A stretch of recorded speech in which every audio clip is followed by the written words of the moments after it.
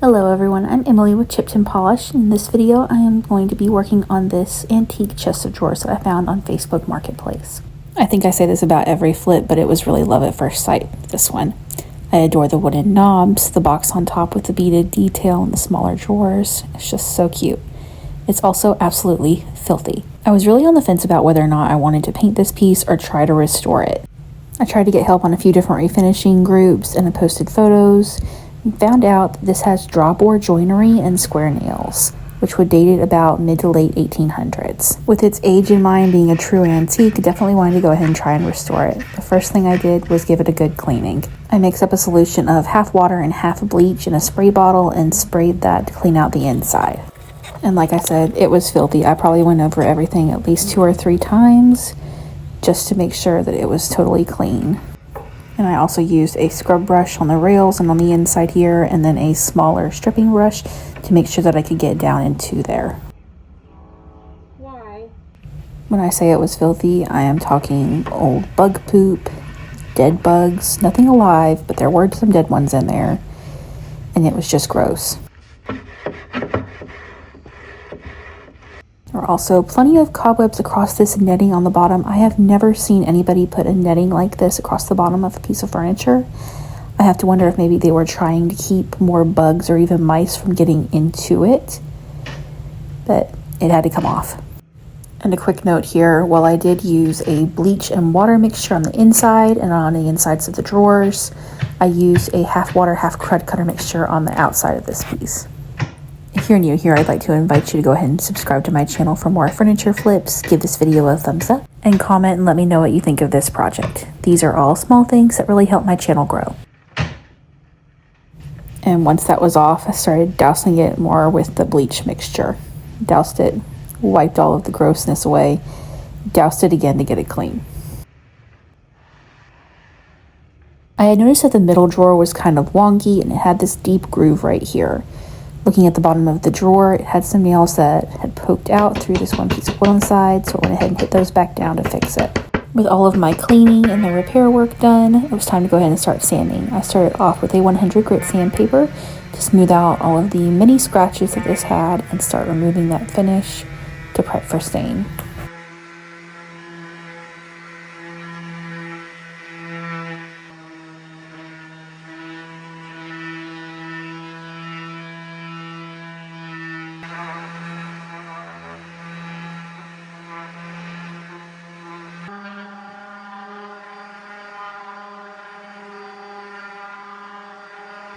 And about here is where I hit a snag. You can see on the left side here that it is much darker than the rest of the wood. And I was thinking that it was just a stain that was going to come off in sanding. But I kept sanding and it wasn't getting any lighter really. And I realized this is a burn. I decided to go ahead and finish with my 100 grit and then I would make a game plan for the burn, or at least try to see what I could do about it. The first thing that I tried was a mixture of baking soda and peroxide, and I just tested this on a small section. I made a paste of it and then I just left it for about 2 hours.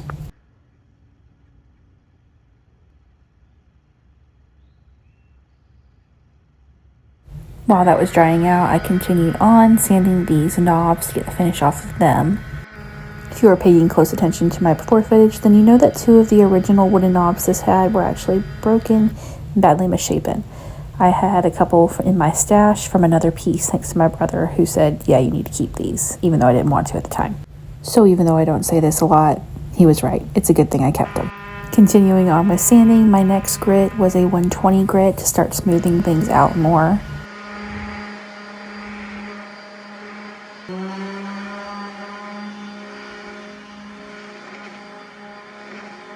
I also used this Dremel tool to sand around the beaded detail on the top box. This tool makes removing the finish from little tiny details like this so much faster.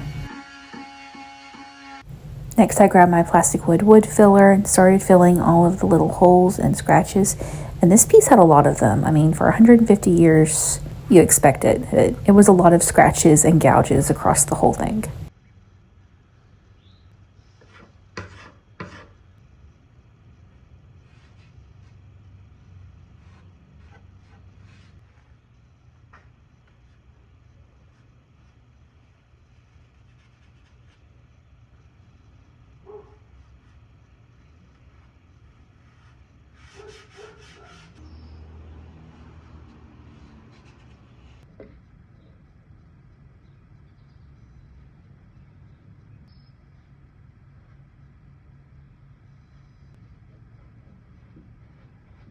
So my peroxide and baking soda didn't do anything, so I moved on to Barkeeper's Friend. Decided to test it. Just mix this up into a paste with water, and again, just tested it on a small section and left it for a couple of hours.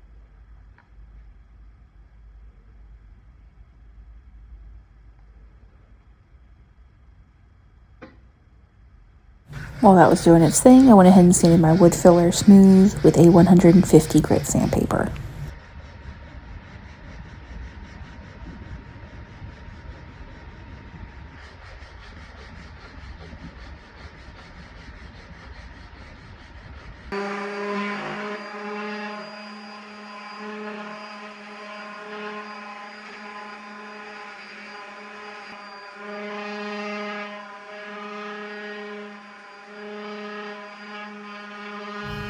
After a couple of hours, I rinsed the Barkeeper's Friend away, and honestly, it didn't look like it did much of anything.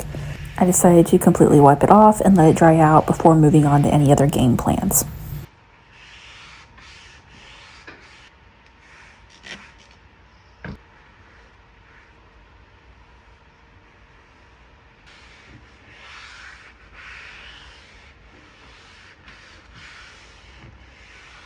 And while that was drying out, I kept sanding with my 150 grit sandpaper. That way everything could still be smoothed out and hopefully prepped for stain.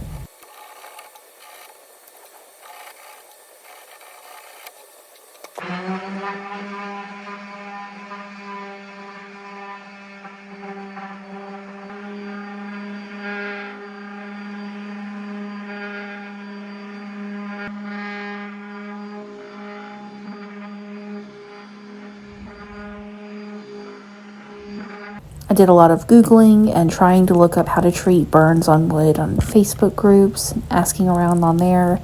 The only thing I could think of that might work would be oxalic acid. I didn't have that on hand, and I didn't want to have to buy something that might work or might not work. So I decided to go ahead and try the Barkeeper's Friend again, make it a thicker paste, and leave it on for longer. And before all of you comment and say, you need to just buy oxalic acid, that would have worked, blah, blah, blah. You don't have my budget. And while Barkeeper's Friend is not oxalic acid is the main ingredient.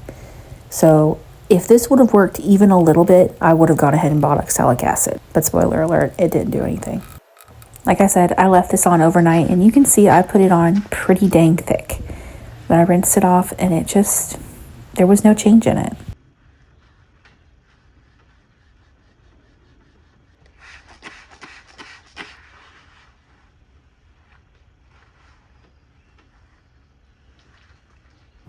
Here you can kind of see the extent of the burns. It starts at the beaded detail and it goes all down this front corner, across the side, and even onto the front a little bit. I had 2 people who said, just leave it. It's character. It shows that it survived a fire and it tells a story. And while I agree with that, most people are not going to want something in their home that has a huge stain. They want something that is both functional and pretty. So with that in mind, I decided to go ahead and paint the body. I was going to stain the beaded detail and the 2 shelves.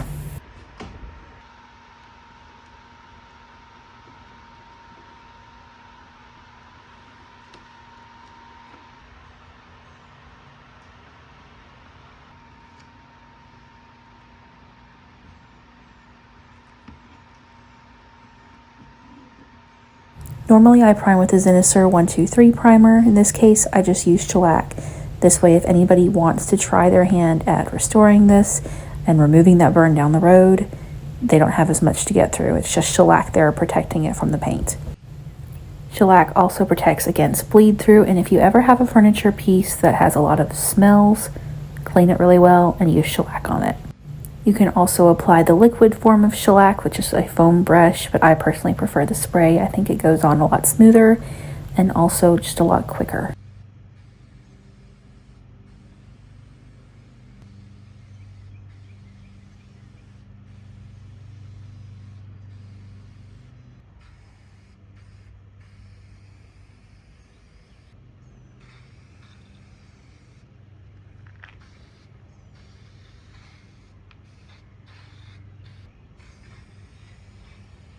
Once my shellac had plenty of time to dry, it was time to start painting, and I chose Fusion Mineral Paint's Cathedral Taupe color. I poured this through a filter so it wouldn't clog up my spray gun, and I also added about a tablespoon or 2 of water to it.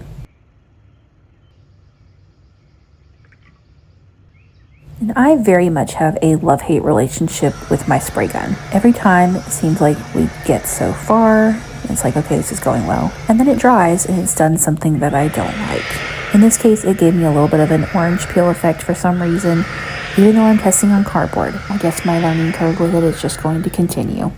To further help out the wonky middle drawer, I decided to go ahead and mix up some Bondo to fill in the gouge that was on the side here. Bondo is just a 2-part epoxy putty. It's not wood filler, but it acts harder than wood filler.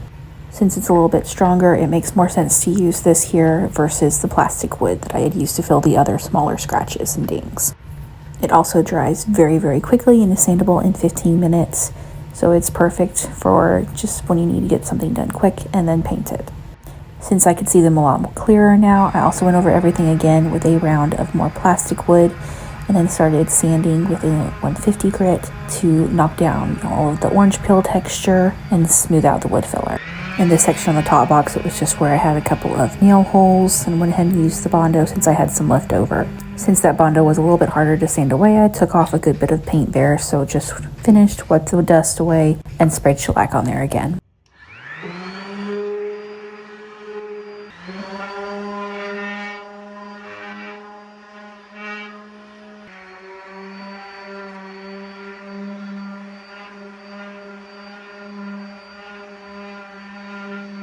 I decided to brush on my next coats of paint because it seems like my sprayer also takes a lot more paint than brushing does, and I didn't know if I'd have enough.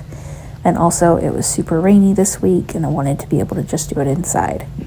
I feel like I hear a lot of furniture flippers lately saying that you can't get a smooth finish if you're not using a sprayer, and that is absolutely not true. If you're using a synthetic brush, your paint's watered down a little bit like mine was, or even if you're just using a mister bottle with water in it as you go, you're going to get a smooth finish. Something else that really helps with a smooth finish is sanding in between coats. I will sand with anything from a 220 to a 400 grit sandpaper in between coats of paint. And then after my last coat of polyacrylic, I sand with a 1000 grit.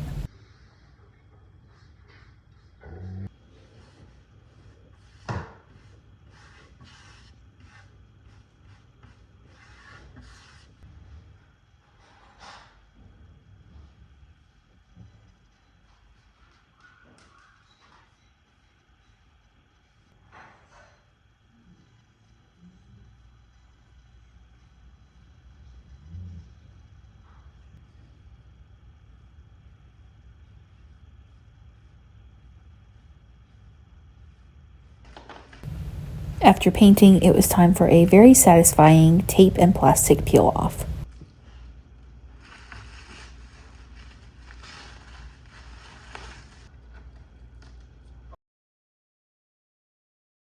I made sure that I didn't have any paint on my wood sections before brushing on a wood conditioner.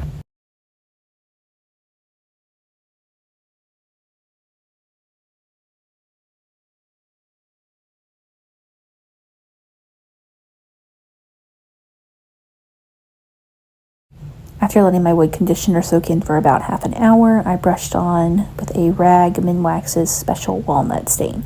This isn't a big change from the natural color of the wood, it just deepens it slightly. It felt a little bit more rich. Yes, we can still see that burn a little bit on this corner. I used a teeny tiny artist brush around this beaded detail just to make sure that it was well defined and the paint was in all the right places. Finally, it was time to go ahead and seal everything up, and I sealed this with Varathane's satin water-based polyurethane. I like to pour a little bit of my poly onto a paper plate and then use a damp sealing sponge and go over it a few times.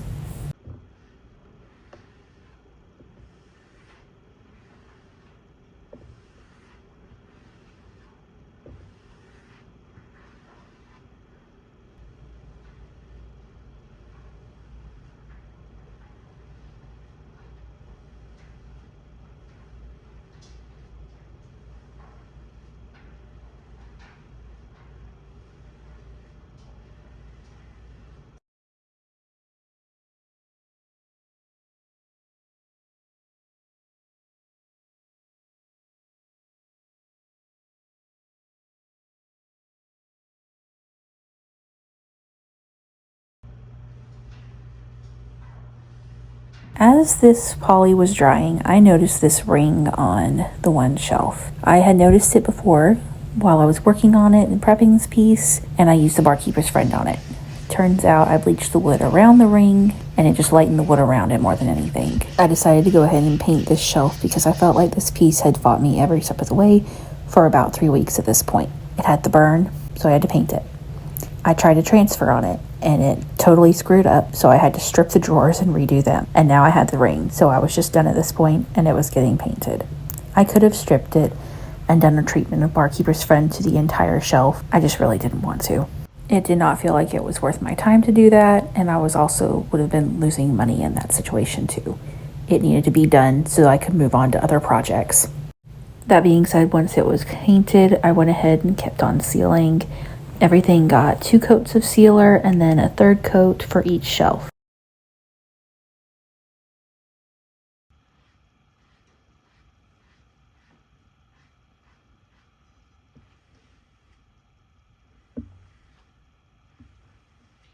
One final thing I did was use this Howard's Feed and Wax on the insides of the drawers.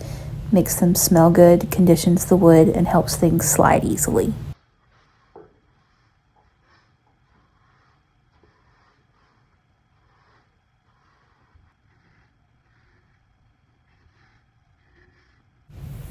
Here is one more look at the before, and here it is after. Even though everything didn't go as planned with this flip, I still think that this turned into a beautiful heirloom piece that is going to be beautiful in someone's home. There are still so many things about this one that I love. The beaded detail, the wooden knobs, that warm wood shelf on top. It still has so much antique character, and it is going to be a well-loved piece for many years to come. I would love to know your thoughts on this flip. Please leave me a comment below and let me know what you think. Thank you for watching.